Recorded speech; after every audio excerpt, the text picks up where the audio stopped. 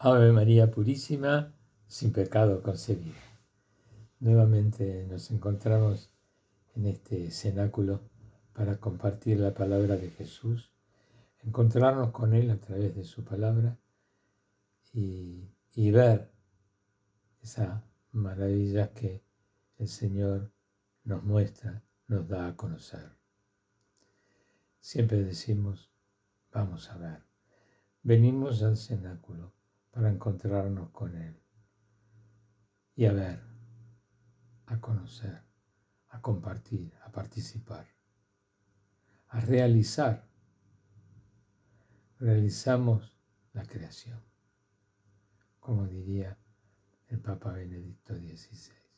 Hemos venido a la vida a realizar la creación. Estoy colocando mejor la cámara. Esto muy artesanal acá. Estábamos en la cocina, adapté esta cortina verde y a veces tengo dificultades también con el atril de donde está el celular, por eso que, perdón. Bueno, entramos en clima, ¿sí? Lo importante es que no nos distraigamos. Vamos a la palabra que es lo sustancial. Y habíamos dejado en el capítulo 18 y faltaba el último título, según la Biblia de Jerusalén, ¿no? El último título del capítulo 18 en la Biblia de Jerusalén lleva el título de Apolo, el nombre de una persona. Vamos a leerlo primero y luego lo comentamos. O más que, no digo comentarlo, lo vamos a ver. Luego continuamos con el 19 y así sucesivamente, como lo venimos haciendo.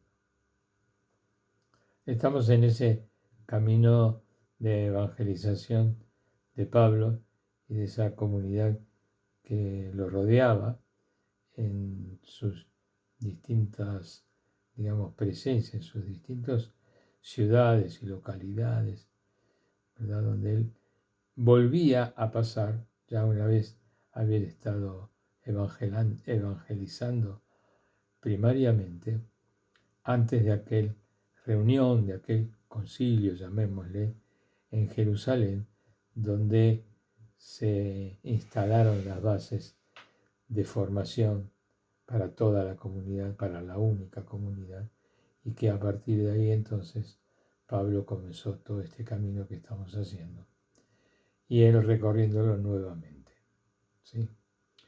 Habíamos estado en Antioquía, ¿sí? En el último lugar. Ahora dice Apolo. Un judío llamado Apolo, originario de Alejandría, hombre elocuente que dominaba las escrituras, llegó a Éfeso.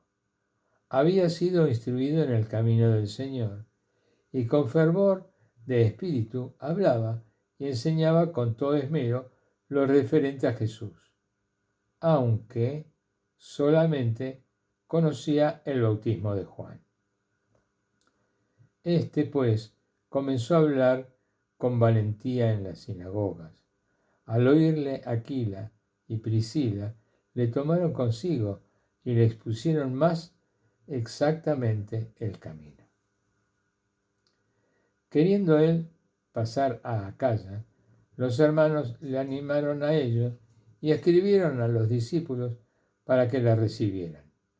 Una vez allí fue de gran provecho, con el auxilio de la gracia, a los que habían creído, pues refutaba vigorosamente en público a los judíos, demostrando por las Escrituras que Cristo era Jesús. Bien, hasta ahí. De este hombre llamado Apolo. Dice que era un judío. Vuelvo a insistir, entonces ya vamos redondeando la idea de cuando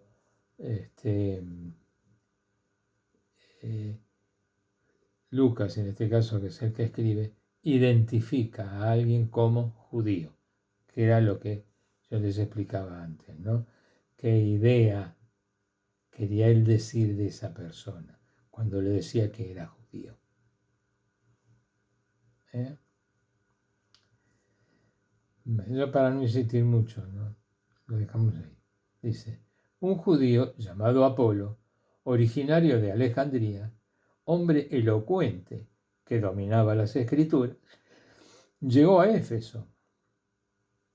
Había sido instruido en el camino del Señor y con fervor de espíritu hablaba y enseñaba con todo esmero lo referente a Jesús, aunque solamente conocía el bautismo de Juan.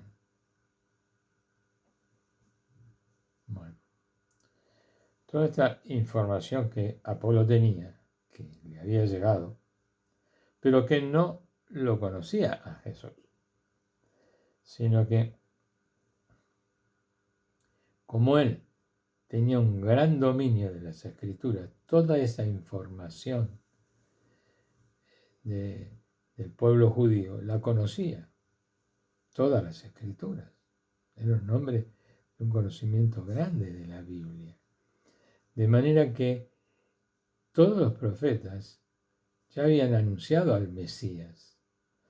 De forma que él, cuando recibe la información de ese Mesías, comienza entonces a sentir esa presencia de Jesús y darla a conocer.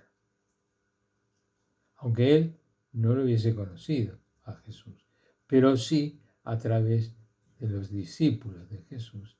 Entonces él así recibió esa información, más la suma de todo el conocimiento que él tenía, ¿cierto? De manera que era una persona valiosa para esta nueva evangelización. Por eso es que más adelante dice, había instruido en llegó a Éfeso, bueno, lo leo de nuevo, un judío llamado Apolo, originario de Alejandría, hombre elocuente que dominaba las escrituras, llegó a Éfeso. Había sido instruido en el camino del Señor. Había sido instruido en el camino del Señor. O sea que discípulos del Señor, de Jesús, o conocidos, o referentes, servidores, en fin, de Jesús, lo habían instruido. Había sido instruido en el camino del Señor. En el camino, en la vida del Señor. Y con fervor de espíritu hablaba y enseñaba con todo esmero lo referente a Jesús, ¿cierto? Su vida, sus milagros, sus testimonios. Aunque solamente conocía el bautismo de Juan. El bautismo de Juan, recuerden que no es un bautismo con el Espíritu, sino que era la purificación que los judíos hacían en el arrepentimiento que predicaba que predicaba San Juan Bautista, porque era el precursor, el que anunciaba al Mesías. Entonces, para esa preparación de encuentro con el Salvador, era ese momento de reconciliación, de entrega, de purificación, y pasaban por un baño, por una limpieza en el río Jordán. Este era el bautismo de Juan, al cual acudía mucha gente, porque claro, era un guía espiritual muy importante, Juan, y aliviaba las almas, porque conseguían ese alivio del perdón, porque había arrepentimiento, había voluntad de no pecar y de entregar su vida para ser limpiada, ¿no? Para ser purificada. Ese era el anuncio de Juan el Bautista. Por eso es que aquí, en el relato de Lucas, dice que este hombre era muy ilustrado, que conocía toda la Biblia, y que a su vez había sido instruido sobre Jesús, sobre la vida de Jesús, sobre el camino de Jesús. Pero acá Lucas hace una advertencia que llega hasta el relato de Juan el Bautista, el precursor. No conoce el bautismo de Jesús, como así tampoco no conoce su muerte y resurrección, o al menos de ello no habla, ¿cierto? Sino que podríamos decir, como dice acá también Lucas, cuando iniciamos la lectura de este título, dice, un judío llamado Apolo, ¿no? Tengamos en cuenta que antes de presentarlo ya nos está anticipando que era una persona que no reconocía la acción del Espíritu Santo, no la conocía, no había recibido el bautismo, ni la acción del Espíritu Santo en Pentecostés, es decir, no conocía la acción del Espíritu. Era un judío. Él estaba en la ley, en los papeles, en la papeleta, ¿viste? Donde están los nombres. Bueno, entonces, lo referente a Jesús, aunque solamente conocía el bautismo de Juan. Esta referencia es importante, ¿no? O sea, porque en realidad los discípulos donde ponían más interés era en la resurrección, no con el ánimo de juzgar a los judíos que lo habían mandado matar. No, muy equivocado, no era ese el punto. El punto era la resurrección. Es decir, el punto de por qué perdona los pecados, por qué es el que viene a salvar, con qué va a salvar, cómo va a salvar. Entonces esto es importantísimo, ver que al que lo han matado de una manera tan miserable, resucita. Pues este es el punto de apoyo de la fe, el punto de apoyo de la fe, que es necesario, es indispensable, si no, no tendríamos la fe que tenemos. Y esto era un poco lo que le faltaba a Apolo. Por eso que cuando comienza este título, comienza en que dice, un judío llamado Apolo. Bueno, aunque solamente conocía el bautismo de Juan. Pues, comenzó a hablar con valentía en la sinagoga. Al oírle Aquila y Priscila, que eran, digamos, miembros de la comunidad y que lo acompañaban a Pablo desde el primer camino, le tomaron consigo y le expusieron más exactamente el camino. Le expusieron más exactamente, o sea, lo pusieron en información completa del camino que es la verdad y la vida, que es Jesús.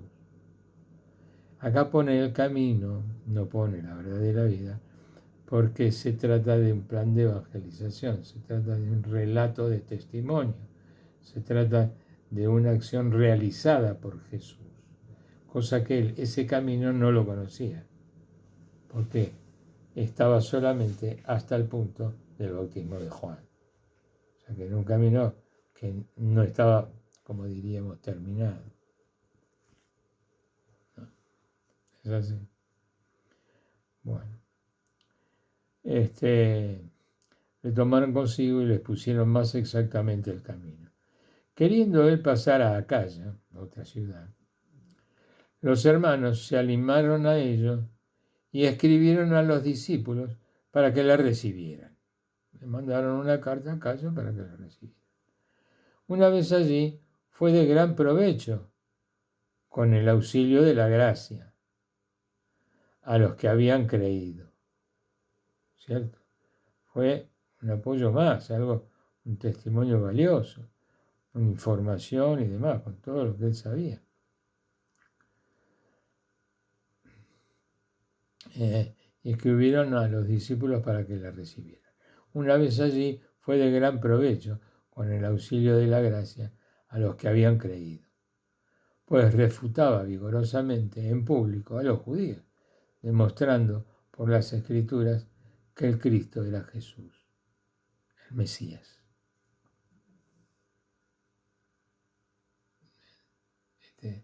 Este es el- el punto valioso, porque aquí muestra el conocimiento y la voluntad y el empeño que él ponía, que era similar a los otros, que también eran judíos, como lo era Pedro y todos los demás apóstoles. Estaban más o menos en las circunstancias. Lo que pasa es que Pedro, Andrés, Santiago, todos los apóstoles fueron protagonistas y estuvieron con Jesús conviviendo y todo lo demás. En cambio, Apolo no, lo recibió de oídas y de referencias y de todo. Lo instruyeron a él. Pero él, ya con instrucción, como en el caso nuestro, recibimos esa instrucción y la adoptamos con fervor, con amor, con cariño, con verdad. Solo que nuestra información va un poco más allá de lo del bautismo de Juan, en el cual se había quedado este hombre, y que fue también informado por Priscila y por Aquila y Priscila. Bueno, y fue de un gran provecho, porque era una persona del lugar, de ahí, de Alejandría, reconocido y demás, que era lejano, relativamente a Jerusalén, donde se habían sucedido los hechos de la muerte y resurrección de Jesús. Bueno, pasamos a otro título. Ya entramos en el capítulo 19.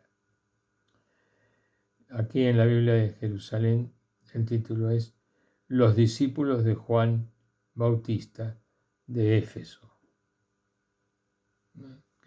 También de dónde venía este hombre, ¿no?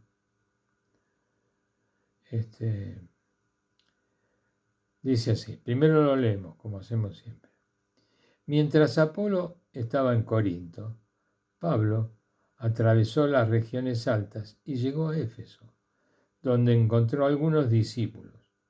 Les preguntó, ¿recibisteis el Espíritu Santo cuando abrazasteis la fe? Ellos contestaron, pero si nosotros no hemos oído decir siquiera que existía el Espíritu Santo. Él replicó, pues ¿qué bautismo habéis recibido? El bautismo de Juan, respondieron. Pablo añadió, Juan bautizó con un bautismo de conversión, diciendo al pueblo que creyeran en el que había de venir después de él, o sea, en Jesús. Cuando oyeron esto, fueron bautizados en el nombre del Señor Jesús. Y habiéndoles Pablo impuesto las manos, vino sobre ellos el Espíritu Santo, y se pusieron a hablar en lenguas y a profetizar. Eran en total unos 12 hombres.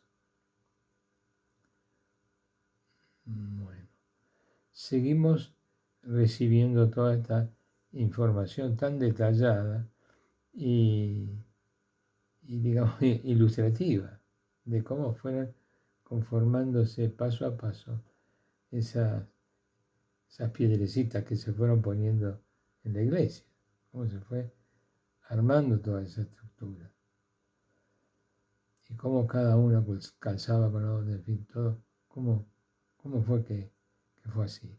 Entonces, este relato de este libro que se llama Los Hechos de los Apóstoles es donde precisamente ellos pusieron lo que a ellos les sucedía, principalmente dando testimonio de la acción del Espíritu Santo para confirmar en la fe a Jesús Cristo, el Salvador, el Mesías, el ungido, el Hijo de Dios.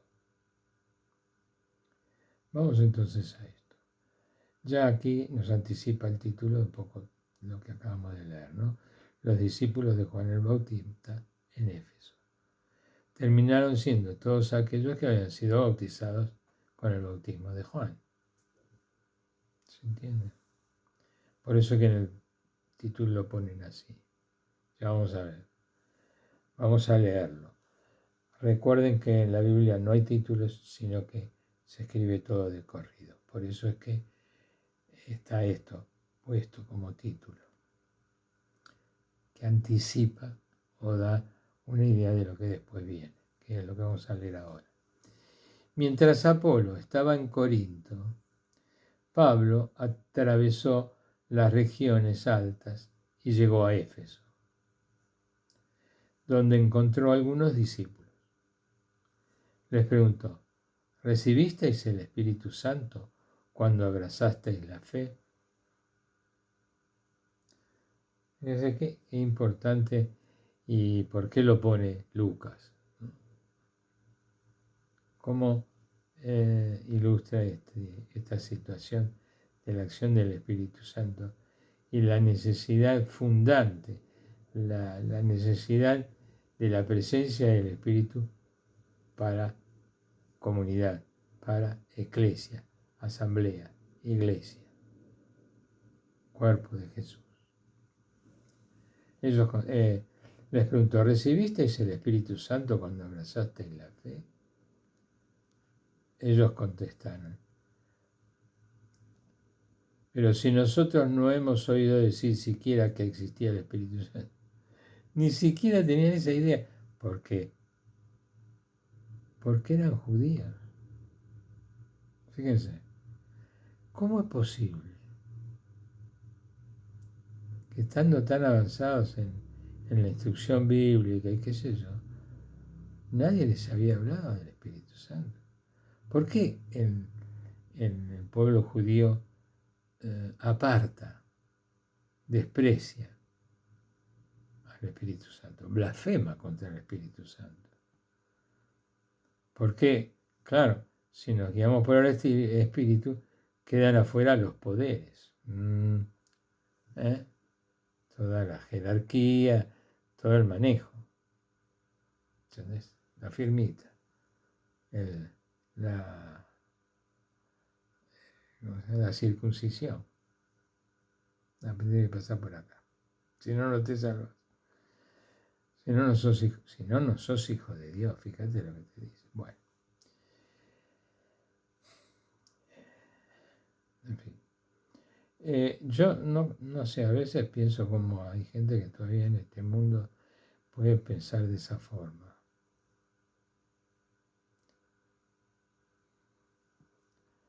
Bueno, les pregunto: ¿recibisteis el Espíritu Santo cuando abrazasteis la fe?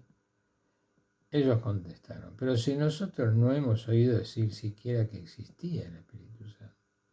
Él replicó: pues ¿qué bautismo habéis recibido? El bautismo de Juan, respondieron. Pablo añadió: de Juan, como si fuera de Pedro, de Susana, de qué sé yo, de cualquier otro. Que, bueno, no digo que no, purificador, todo lo que sea. Él era el precursor y tenía un valor espiritual fuerte. Pero de ahí a que sea bajo la acción del Espíritu Santo hay una diferencia terrible. ¿Entiendes? El bautismo de Juan. Respondieron a Pablo. Bueno, entonces Pablo añadió: Juan bautizó con un bautismo de conversión, de arrepentimiento, diciendo al pueblo que creyesen en el que había de venir después de él. Por eso él decía a sí mismo que no era capaz siquiera de desatarle las sandalias a aquel que venía antes que él, que está adelante. O sea, Jesús. Cuando oyeron esto, fueron bautizados en el nombre del Señor Jesús. Y habiéndoles Pablo impuesto las manos, vino sobre ellos el Espíritu Santo, y se pusieron a hablar en lenguas y a profetizar. Eran en total unos 12 hombres. un signo visible para todos, no solo para los que los recibieron, sino para aquellos que estaban con ellos y que estaban proponiéndoles esa promesa de asistencia del Espíritu, que no se ve, que es acción de Él, y Él se realiza y se manifiesta. Por eso es que el reconocimiento que hace el observador es de la acción del Espíritu en la persona. Esto, por más que Lucas lo hubiera querido explicar, no lo hubiera podido hacer. La explicación la da el propio Espíritu en la manifestación que uno ve en los demás, en la acción del Espíritu.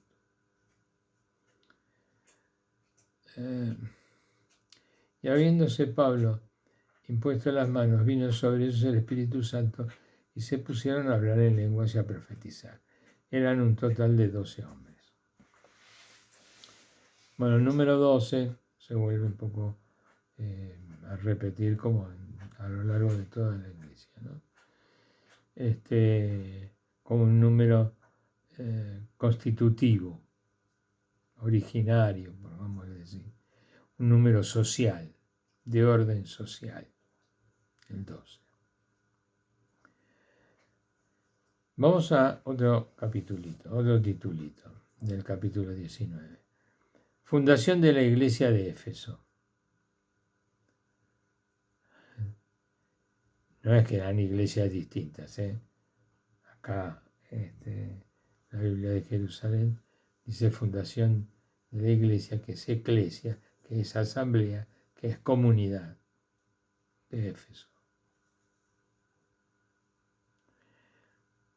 Entró en la sinagoga y durante 3 meses hablaba con valentía, discutiendo acerca del reino de Dios e intentando convencerles.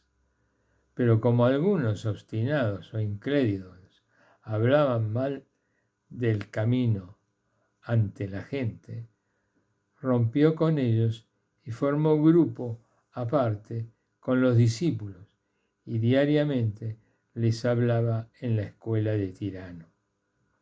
Esto duró 2 años, de forma que pudieron oír la palabra del Señor todos los habitantes de Asia, tanto judíos como griegos. Lo leo de nuevo y lo vamos a ir viendo. Otras partes es muy ilustrativo, todo lo que nos dice. Lo que fueron pasando es lo que podemos ver que sucede. Dice, entró en la sinagoga y durante 3 meses hablaba con valentía, discutiendo acerca del reino de Dios e intentando convencerles.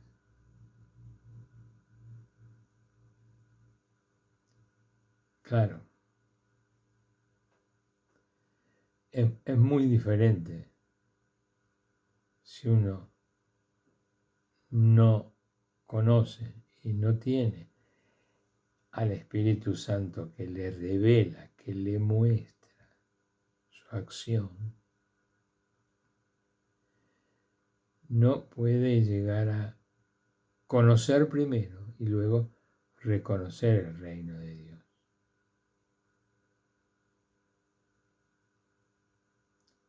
Sin la acción del Espíritu Santo es algo imposible, porque es de Dios. Lo de Dios con lo de Él se conoce. Entró en la sinagoga y durante 3 meses hablaba con valentía. Pero claro, porque le tiraban con todo. Discutiendo acerca del reino de Dios e intentando convencerles el reino de Dios. Bueno, a Jesús indudablemente le pasó exactamente lo mismo, porque ellos no lo reconocían al Espíritu de Dios. Entonces, el reino de Dios no lo podían llegar a ver nunca. Ellos buscaban un reino material.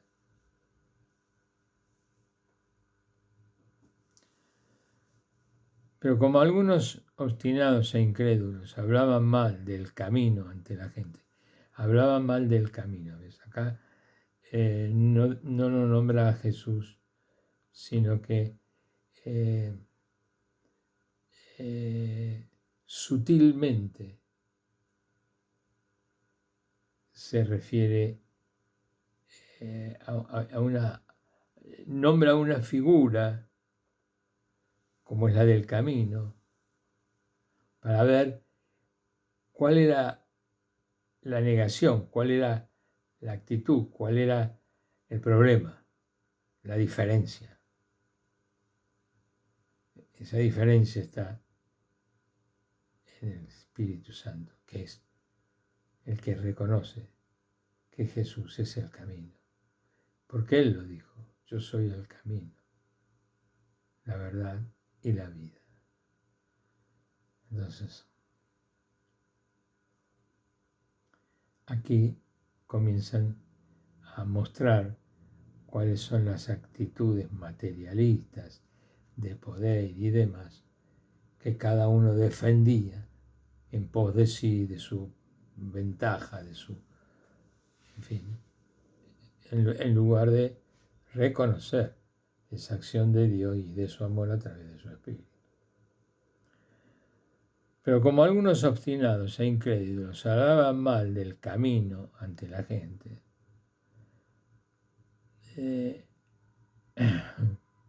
hablaban mal del camino, hablaban mal de Jesús, que había dicho que Él era el camino, y que todo lo que enseñaban era la vida de Jesús, como mostrando ese camino, ¿cierto? Pero un camino de salvación, un camino del amor del Padre, que se conoce a través de la misericordia, por ejemplo, del perdón. Son visiones que se tienen en el espíritu. El que lo niega no puede conciliar.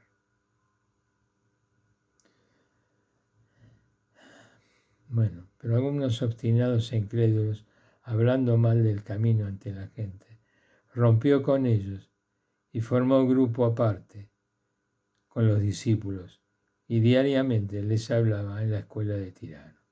O sea que ya no iba más a la sinagoga o a los lugares donde se reunían, o eran lugares de oración de los judíos. Esto duró 2 años, de forma que pudieron oír la palabra del Señor todos los habitantes de Asia, tanto judíos como griegos. Es decir, que al no hablar en las sinagogas, eran lugares a los cuales accedían de la población o de las ciudades los que quisieran.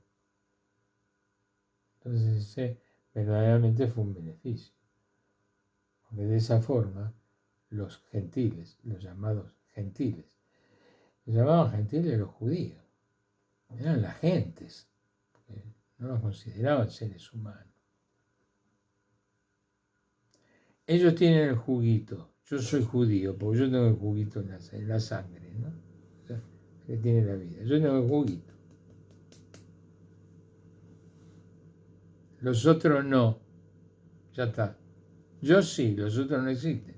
Pues ¿cómo le vas a explicar prójimo a un tipo que dice, yo ya tengo el juguito que me... Es imposible. El tipo no te va a entender, ¿no?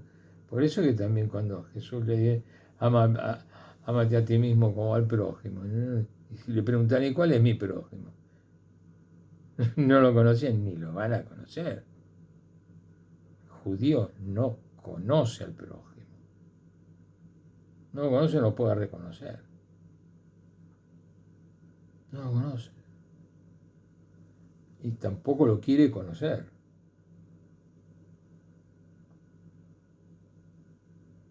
Es cruel. Entonces, cualquiera dice, no, nosotros, porque los judíos siempre los apartan. No, yo no los aparto. Al contrario, los que se apartan son ellos. Ellos son los que tienen el juguito. Y a vos no te quieren porque no tenés el juguito. Porque no sos su prójimo. ¿Cómo vas? Ellos son los que no te quieren a vos. De pronto yo sí los amo porque obviamente quiero y los amo porque son mi prójimo. por gracia de Dios son mis prójimos. ¿Y qué prójimo? Porque es el prójimo que el Señor ha elegido para venir acá estar entre nosotros y salvarnos a todos. A través de ese pueblo judío Jesús vino. ¿Cómo no estar agradecido? Mi Dios, ¿cómo no lo voy a reconocer? Que te reconozco. Lo que me da pena es que están afuera. ¿Entendés? Ellos después me dicen, no, porque ustedes nos echan. Yo no te echo de ninguna manera. Ni de acá ni de ningún lugar. Por favor. Los que se va son ustedes. Es triste. Y es muy difícil. Y a Pablo se le hacía muy difícil. Por eso que se fue de la sinagoga y no, con ustedes no se puede. No se puede. Y fue a los lugares a donde sí, había humildad, había todos esos valores que tenían los corazones dispuestos para recibir la acción del Espíritu Santo. De hecho, cuando lo recibían, se hinchaban de alegría y de fe y hacían prodigios, como nos pasa a nosotros.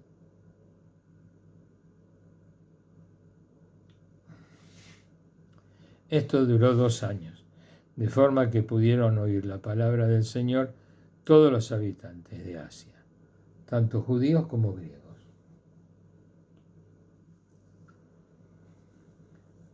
Bueno, como lo dice Lucas, terrible, tanto judíos como griegos. Si estaban en Grecia, eran griegos, todos eran griegos. No, los judíos eran judíos, no eran griegos. Pero hablaban en griego, tenían la cultura griega, habían nacido en Grecia, vivían en Grecia y toda la familia era griega. No, ellos son judíos. ¿Me entendés? Pues vamos a lo del juguito, ¿no? No tienen la sangre del juguito. Entonces, a Pablo le vino buenísimo, dice el Señor, todos los habitantes de Asia, tanto judíos como griegos. A todos. A eso hemos venido. Buenísimo, buenísimo, 10. Re maravilla.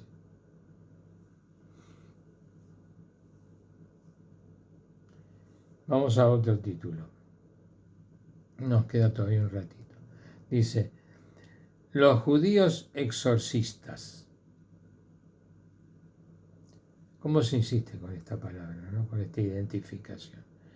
Pero es útil hacerla, porque en esto consiste la conversión, ¿cierto? En la voluntad, en el reconocimiento de la acción del amor de Dios a través de su Espíritu. Vamos a la lectura. Leo todo primero hasta... Es un poco más largo que los otros títulos, pero vamos a leerlo. Dice, Dios obraba por medio de Pablo milagros no comunes, de forma que bastaba aplicar a los enfermos los pañuelos o mandiles que había usado y se alejaban de ellos las enfermedades y salían los espíritus malos. Algunos exorcistas judíos ambulantes intentaron también invocar el nombre de Jesús sobre los que tenían espíritus malos y decían, os conjuro por Jesús a quien predica Pablo. Eran 7 hijos de un tal Esceva, sumo sacerdote judío, los que hacían esto. Pero el espíritu malo le respondió, a Jesús le conozco y sé quién es Pablo, pero vosotros, ¿quiénes sois? Y arrojándose sobre ellos, el hombre poseído de mal espíritu, dominó a unos y otros, y pudo con ellos de forma que tuvieron que huir de aquella casa desnudos y cubiertos de heridas. Llegaron a enterarse de esto todos los habitantes de Éfeso. tanto judíos como griegos. El temor se apoderó de todos ellos y fue glorificado el nombre del Señor Jesús. Muchos de los que habían creído venían a confesar y declarar sus prácticas. Bastantes de los que habían practicado la magia reunieron los libros y los quemaron delante de todos. Calcularon el precio de los libros y hallaron que subía a 50.000 monedas de plata. De esa forma, la palabra del Señor crecía y se robustecía poderosamente. Todo esto son testimonios muy ricos, ¿no? Porque acá también nos enseña a ser educadores, nos enseña a ser misioneros, también a hacer lo de Pablo, o sea, a ubicarnos que en muchas situaciones de misión, de evangelización, nos han pasado cosas similares. Y entonces, claro, recurrimos a esta lectura y vemos cuáles fueron los procedimientos que se aplicaron y que se aplican en la Iglesia, que son los que nos orientan, ¿cierto? Entonces, vamos a leerlo más despacito, porque es interesante. Cuando aparece la palabra exorcismo, como que es muy pesada, ¿no? El exorcista es el que hace los exorcismos. Y el exorcismo vendría a ser un ritual, o sea, un paso litúrgico, ¿no? Es una acción que se realiza, no es inventada, se realiza, es algo que se realiza secuencialmente y se realiza historialmente. Tiene pautas básicas, no es cualquier cosa o se me ocurre o cosas por el estilo. Es algo que es real y que se ha demostrado como es real y por tanto se continúa haciendo de esa manera, con ese ritual.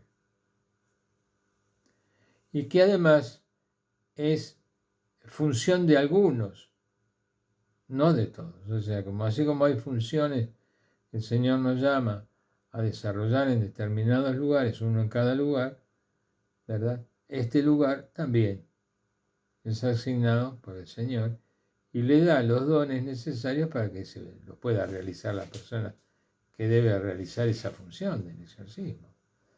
O sea, no son todos. Pueden ser todos, sí, pero deben ser los elegidos, los que el Señor dispone para esa función. ¿Cierto? Porque es una acción de Dios contra los espíritus malos, contra el mal. El espíritu de Dios bueno, que es el que pone orden, al cual le obedece todo. Entonces viene palabra de Dios y todos le son obedientes. Los demonios también. Entonces expulsar el demonio es nada más ni nada menos que es la presencia de Dios. Es el que expulsa al demonio. Entonces, alguien que lo representa, alguien que encima hace un ritual, hace un signo visible, un signo orante y todo lo demás de Dios, de Jesús, Cristo. Entonces, da testimonio a toda la creación, a los que están presentes y a toda la creación, de que se realiza en el nombre de Dios. Llamado por Dios a realizar esa función bajo su acción. O sea que no es una tarea humana solamente, ¿no? La realiza un humano, como los profetas, como los sacerdotes, en fin. Son llamados y están en ese servicio. No cualquiera. ¿Sí? Bueno, aclarado este tema de los exorcismos. El título entonces dice los judíos exorcistas.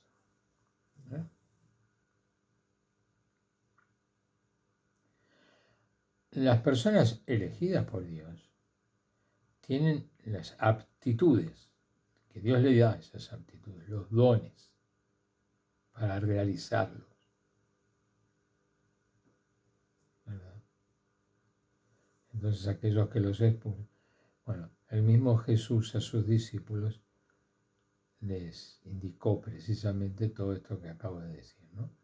Los mandó a anunciar a Jesús, el Salvador, el Mesías, y después vinieron y dijeron que habían hecho milagros, que habían hecho curaciones y tal, pero había cosas que ellos no podían expulsar a los demonios. No. Entonces Jesús les dice, le di las instrucciones, por lo cual no todos podían hacerlo. Y cómo debían hacerlo. En vida. Y eso es un poco lo que también se tiene en cuenta en eso que decimos en el ritual, ¿no es cierto? Son las instrucciones de Jesús. Pero además de realizar esas palabras, de hacer esos actos, la persona tiene que ser testigo, tiene que ser asignado, tiene que ser la piedra, no otro. Si no tenés ese don, si no sos vos el que lo haces, no hay acción. No se realiza esa acción de Dios. Puede venir cualquiera y hacer toda la parodia y toda, ¿viste? No es así. El exorcismo no está en la parodia. ¿Sí? El exorcismo está en la acción de la gracia de Dios, que se realiza a través del exorcismo, bajo la acción del Espíritu Santo.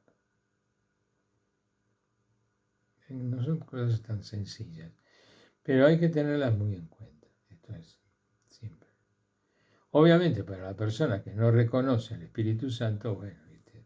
Tiene piedra libre, hace lo que quiere. Así como se pone a expulsar demonios o corregir cualquier cosa o querer hacer milagros, ¿viste? Hará engaños, hará magia, hará cualquier cosa, pero bueno, vamos a leer todo esto. Dice, Dios obraba por medio de Pablo milagros no comunes, de forma que bastaba aplicar a los enfermos los pañuelos o mandiles que había usado y se alejaban de ellos las enfermedades y salían los espíritus malos.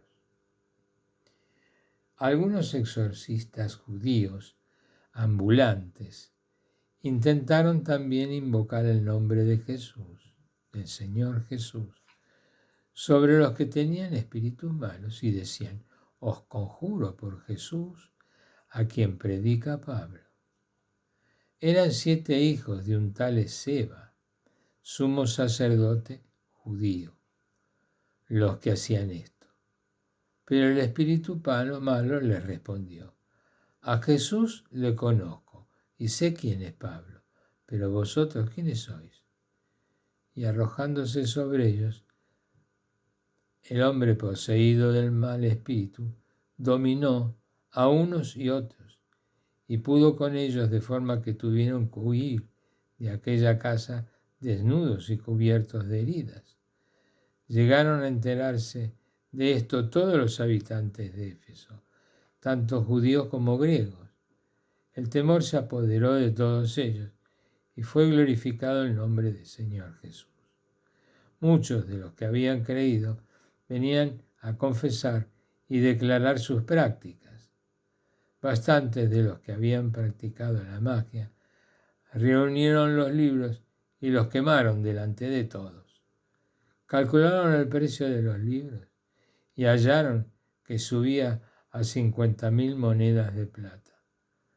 De esta forma, la palabra del Señor crecía y se robustecía poderosamente. Bueno, muchas cosas muy interesantes. Por eso vale la pena hacer varias veces la lectura. Para ir apoyándonos en cosas, ¿no?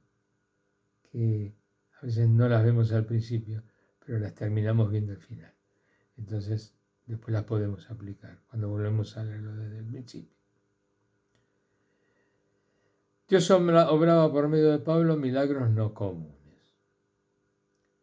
Bueno, esto lo dice Lucas. Dios obraba por medio de Pablo milagros no comunes. Era reconocido por los mismos miembros de la comunidad, los mismos apóstoles. Dios obraba por medio de Pablo milagros no comunes.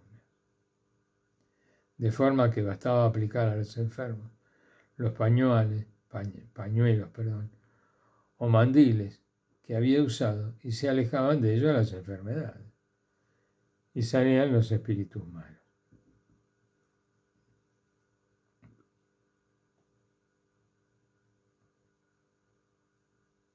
Bueno, interesante.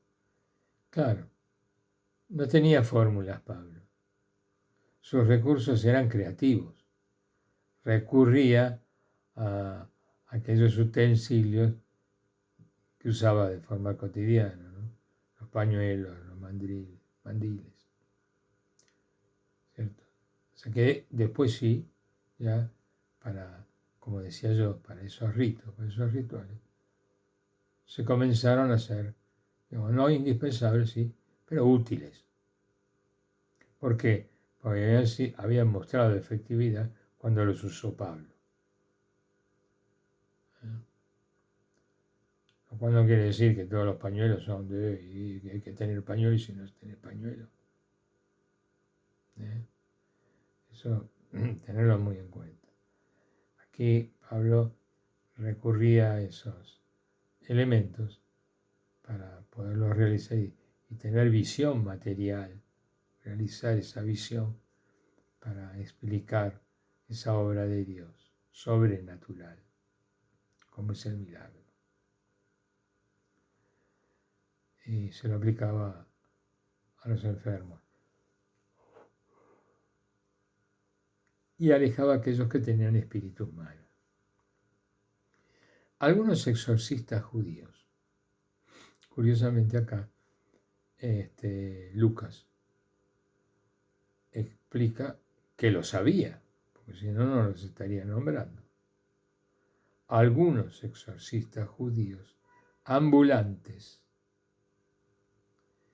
intentaron invocar el nombre del Señor Jesús sobre los que tenían espíritus malos.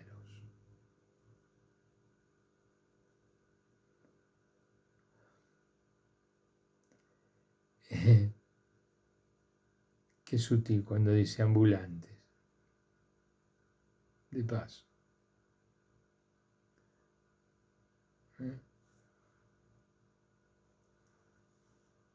Que estaban de provecho. Algunos exorcistas ambulantes intentaron también invocar el nombre de Jesús, del Señor Jesús, sobre los que tenían espíritus malos. Y decían, os conjuro por Jesús a quien predica Pablo. Utilizando esas palabras o haciendo esas admoniciones o indicaciones de mandatos, mandar al mal, os conjuro, ponía el nombre de Jesús, a quien predica Pablo. Eran 7 hijos y un tal Esceva, sumo sacerdote judío, los que hacían esto. Claro, venían de una familia de formación hebrea, con conocimiento de toda la Biblia, y con esa verborragia, con ese conocimiento, digamos, los textos y de las palabras. También a la gente común, que no lo tenía idea, porque muchos de ellos no sabían ni leer ni escribir. Todas estas situaciones enseguida les creían, les ponían confianza. Y indudablemente tenían también su rédito. Por eso estos muchachos les pusieron especial atención a este tipo de cosas. Algunos exorcistas judíos ambulantes intentaron también invocar el nombre de Jesús sobre los que tenían espíritus malos. Esta situación de los espíritus malos era conocida. Y cuando existían estos, se los llamaba a aquellos que se creía que tenían poderes para echarlos. Y entonces venían y prendían fuego y hacían danzas y derramaban, qué sé yo, perfumes o hacían toda una historia, ¿no? Y cobraban, claro, para sacar al espíritu. Toda esta parodia era retribuida.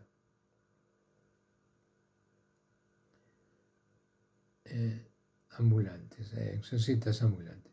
Intentaron también invocar el nombre de Dios. En este caso ya no lo hacían con todas las patrañas que decían ellos, sino ahora invocaban el nombre de Jesús, y, ¿viste? Ahora sí, ya acá la tenemos. Os conjuro por Jesús a quien predica Pablo. Eran 7 hijos de un tal Esceva, sumo sacerdote judío, los que hacían esto. Pero fíjate de qué manera Dios pone las cosas en claro, ¿cierto? Y lo dice.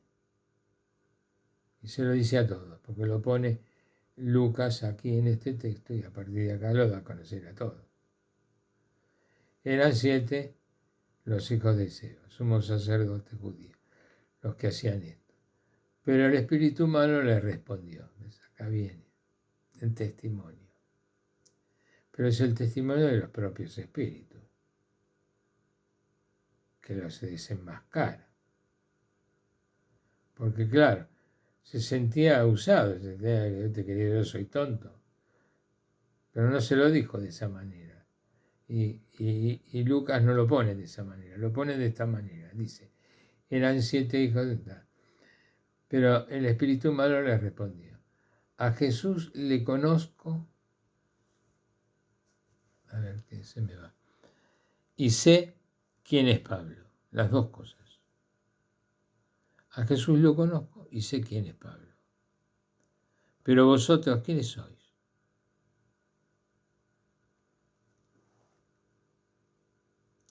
¿Vosotros quiénes sois? El espíritu malo al que reconoce es a Dios.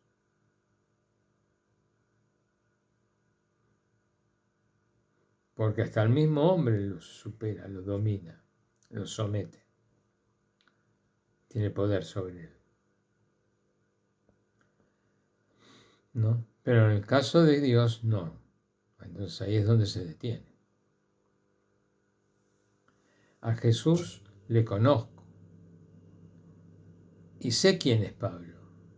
Las dos cosas. Que es un elegido de Dios, que es un intermediario, que es un testigo de su amor, que es un apóstol, que es un ungido. Pero vosotros, ¿quiénes sois? Y arrojándose los demonios sobre ellos, el hombre poseído del mal espíritu dominó a unos y otros y pudo con ellos, de forma que tuvieron que huir de aquella casa desnudos y cubiertos de heridas. Llegaron a enterarse de esto todos los habitantes de Éfeso. Claro, un escándalo. Las cosas del demonio también son terribles es imborrable. Imagínense lo que habrá sido eso, una soltada de demonios. Llegaron a enterarse de todos los habitantes de Éfeso, tanto judíos como griegos, todos se enteraron. El temor se apoderó de todos ellos. Interesante, Lucas, acá vuelve a insistir, tanto judíos como griegos. ¿Ves? Parece una tomada de pelo, pero esto va para los judíos. Porque hubiera bastado cuando se quedan griegos, eran todos. Bueno, tanto judíos como griegos. El temor se apoderó de todos ellos y fue glorificado el nombre del Señor Jesús. Muchos de los que habían creído venían a confesar, claro, atemorizados, arrepentidos, habían visto la obra de Dios y reconocían la acción del Espíritu Santo, glorioso, a la vista, con ellos. ¡Qué maravilla! Habían creído y venían a confesar y declarar sus prácticas. Yo también lo hacía, yo lo hice mucho tiempo, yo lo usé, yo también andaba en esas prácticas. Bastantes de los que habían practicado la magia reunieron los libros y los quemaron delante de todos. O sea que eso ya venía de generación en generación y a través de los libros había información, había todo un tema de magia y de trampa, ¿viste? Que iban consumiendo y se iban estudiando y aprendiendo cosas de ese tipo. Practicando la magia, reunieron los libros y los quemaron delante de todos. Calcularon el precio de los libros y hallaron que subía 50.000 monedas de plata. O sea, no eran 2 mangos. Ese era un buen negocio. Fíjate lo que valían los libros. O sea, y que haya que se hayan desprendido para que se quemen. O sea, no es solamente que despreciaban ese valor, sino que temían el daño que podían recibir por eso. O sea, el arrepentimiento de haberse equivocado de esa manera y de haber engañado a tantos. Calcularon el precio de los libros y hallaron que subía 50.000 monedas de plata. Era necesario que se pusiera todo esto, porque el milagro y todo eso ya estaba hecho. No, era necesario. Este tema de que ese arrepentimiento se había manifestado.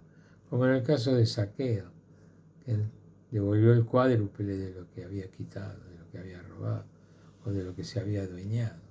Reconocía el mal que había hecho. Y reconocía que ese mal, como todo el mal, ¿no? Se remultiplica y se va al infinito. De esta forma la palabra del Señor crecía y se robustecía poderosamente. Se robustecía poderosamente en el testimonio, en la acción de la gracia. Esa misma gracia que recomponía los corazones. Y esa acción de disponibilidad, de limpieza, de actitud. Acción del Espíritu Santo. Y que muchos no reconocen. No reconocen. Bien. Hemos llegado hasta parte del capítulo 19. Continuamos en el próximo cenáculo. Vamos aprendiendo muchas cosas. Y también a mí me sirve principalmente para leer, para ver, para leer bien, mejor, digamos, con con más disponibilidad. O sea, no ver con los ojos de lo que yo quiero ver, sino poner los ojos en lo que Dios me quiere mostrar. Entonces veo las cosas que Él me quiere mostrar. Es decir, cuando vamos a este encuentro del Señor, venimos a ver, a recibir su paz, a estar con Él, con su palabra, y al ver, alabar, bendecir, dar gracias. La maravilla, el encuentro. En estos tiempos del mundial, yo estaba pensando, fíjate lo que son las hinchadas. Cuando todos reconocen el gol, cuando la pelota pasa la línea blanca del arco, ¿qué sucede? La alabanza. ¡Ah! El gol. La alegría. La alegría, la alegría. Lo gritan a los gritos. La alabanza. El encuentro con el Señor es un golazo. Un golazo. Y en la palabra lo encontramos. Y nos llena de alegría. Como yo, ¿quién soy? Incapaz de nada, no me lo merezco. Y sin embargo, qué gozo me da el Señor. Qué hermoso estar en esta reunión, en este encuentro. Acá en la Argentina le están llamando a los muchachos la juntada. Bueno, esta ha sido nuestra juntada del cenáculo de hoy. Que Dios los bendiga. Ave María Purísima, sin pecado concebida.